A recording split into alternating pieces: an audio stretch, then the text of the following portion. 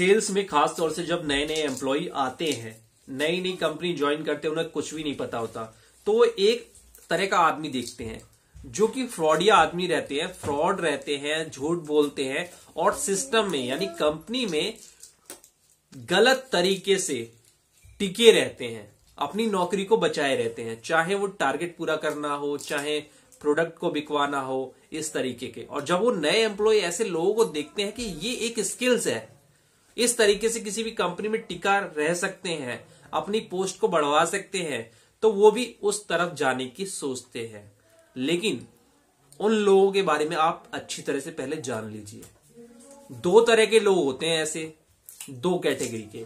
तो आपको दूसरे की तरह बनना है, पहले की तरह नहीं बनना। आज मैं आपको इसी चीज के बारे में एक्सप्लेन करूंगा। अगर आपने मेरे चैनल को सब्सक्राइब नहीं किया तो सब्सक्राइब कर लीजिए। यहां पर इसी तरह की काम की इंफॉर्मेशन वाली वीडियो आपको मिलेगी जो आपके बहुत ही काम आएगी।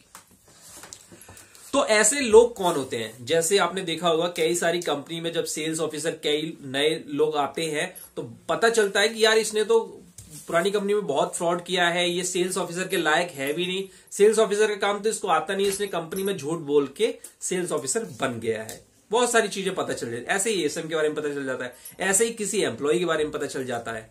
लेकिन जब हम देखते हैं कि वो बिना किसी स्किल्स के, बिना किसी चीज के सिस्टम में सालों साल टिका हुआ है, तो हमें बहुत आश्चर्य होता है और नए लोग उससे इंप्रेस हो जाते हैं। सोचते हैं यार स्किल्स को अपडेट करने की, सीखने की कोई जरूरत नहीं है, मेहनत करने की कोई जरूरत नहीं है, इसी एम्प्लॉय की तरह स्मार्ट वर्क करो और सिस्टम में टिके रहो, प्रमोशन पाओ, दूसरी कंपनी में और ऊंचे ओहदे पर चले जाओ।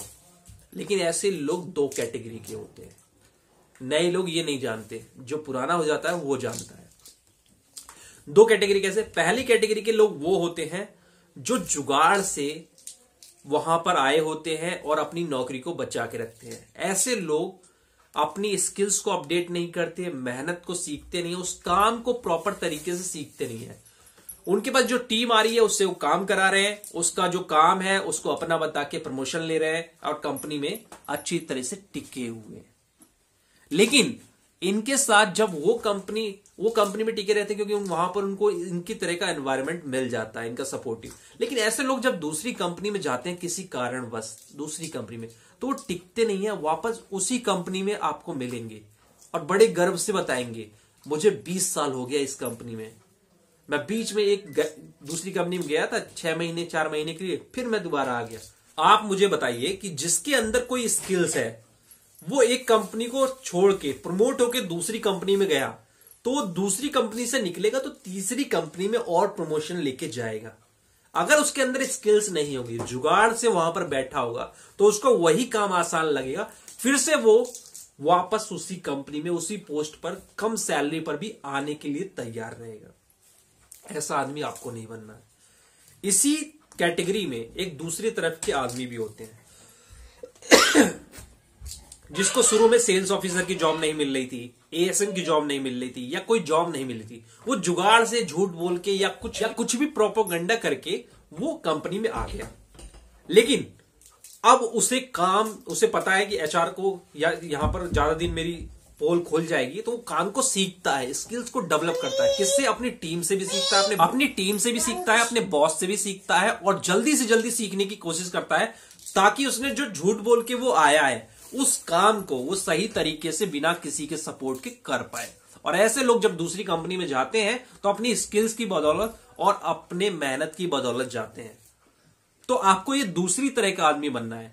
अगर आपको जॉब नहीं मिल रही, सेल्स ऑफिसर नहीं बने हैं, एएसएम नहीं बने हैं और आपको कहीं ऐसी अपॉर्चुनिटी मिल गई कि आपने थोड़ा बहुत रिज्यूमे में फेरबदल किया या कोई चीज की, तो आप वहां पे पहुंच गए। लेकिन आपने गलत किया, लेकिन आप उसको सुधारिए। आप उस कंपनी में गए हैं, आप चीजों को सीख लीजिए, जल्दी से जल्दी चीजों को डेवलप कर लीजिए, जल्दी जल्दी स्किल को और बढ़ाइए ताकि उस कंपनी को उस चीज का फायदा आप दे पाए।